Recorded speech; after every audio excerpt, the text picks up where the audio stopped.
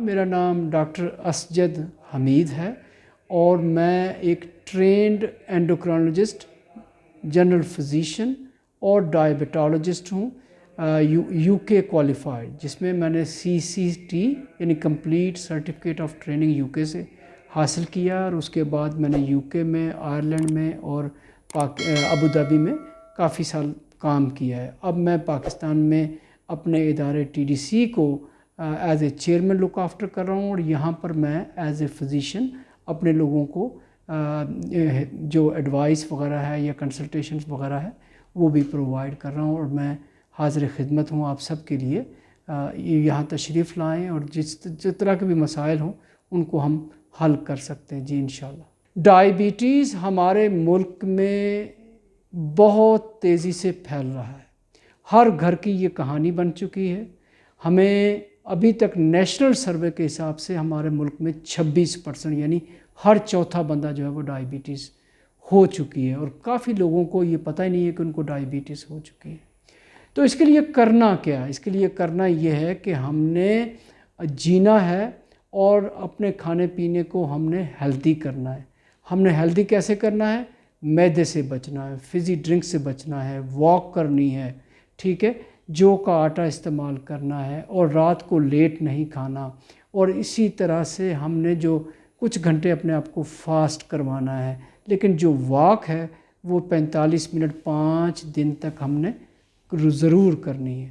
اسی طریقے سے ہم نے ایک دوسرے کو سمجھانا ہے کہ بھائی یہ ایک ہیلدی ایٹنگ جو ہے وہ بہت ضروری ہے۔ جن لوگوں کے پاس جم کی فیسلٹی ہے وہ اس کو استعمال کریں، جو لوگوں کے پاس اپنا فارم ہاؤس ہے وہاں پر واک کریں، اور جن لوگوں کے پاس یہ نہیں ہے وہ اپنی دوسرے کاموں کے اندر، مثال کے طور پر کوئی واک کرتے ہوئے بھی اپنا کام کر سکتا ہے، جہاں بیٹھنے کی جگہ ہے وہاں پر کھڑے ہو سکتے ہیں۔ تو مختلف طریقوں سے جب آپ کے ذہن میں یہی ہوگا کہ میں نے شوگر کو قابو پانا ہے تو انشاءاللہ آپ شوگر پہ قابو پائیں گے۔ میں ایک اینڈوکرینولوجسٹ ہوں۔ اینڈوکرینولوجی کا مطلب ہے کہ غدود کا علم۔ غدود ہمارے انسان کے اندر جیسے برین ہے تو اس کے اندر پیٹوٹری ہارمونس ہوتے ہیں، اس میں سے بہت ساری چیزیں جو ہیں وہ نکلتی ہیں، اور اسی طرح سے یہ ہارمونس جو ہیں وہ آپ کے سپرم بنانے میں، آپ کی ریپروڈکشن کے اندر یا پیریڈز کے اندر عورتوں کے لیے بہت سارے اس طرح کے ہارمونس ہوتے ہیں۔ تو میں ان کے بارے میں بھی آپ کو چیزیں بتا سکتا ہوں کہ آپ نے ان کو کیسے ٹھیک کرنا ہے، کون سی دوائیاں اس کے لیے استعمال ہو سکتی ہیں۔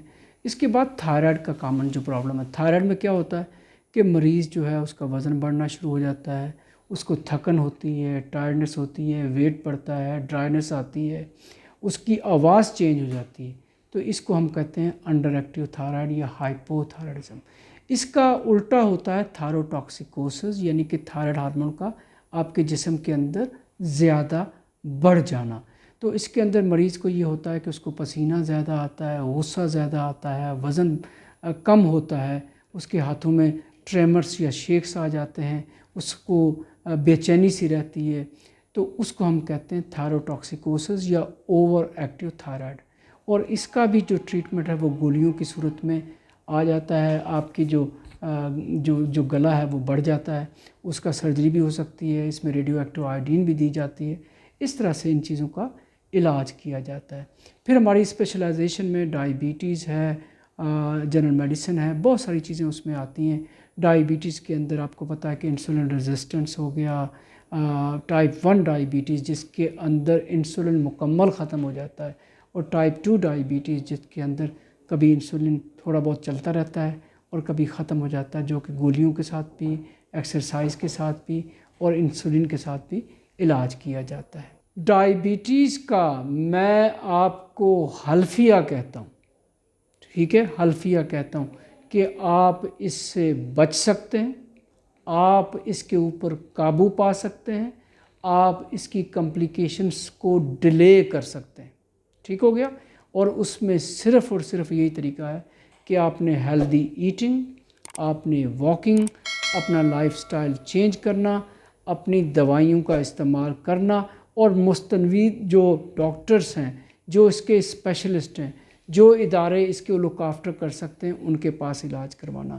حکیموں کے ہتھے نہیں چڑھنا، پیروں کے ہتھے نہیں چڑھنا، کوئی دوسرے تعویذ گنڈوں کے پیچھے نہیں جانا۔ مہربانی فرما کے اس ہدایت پہ ضرور عمل کیجیے گا۔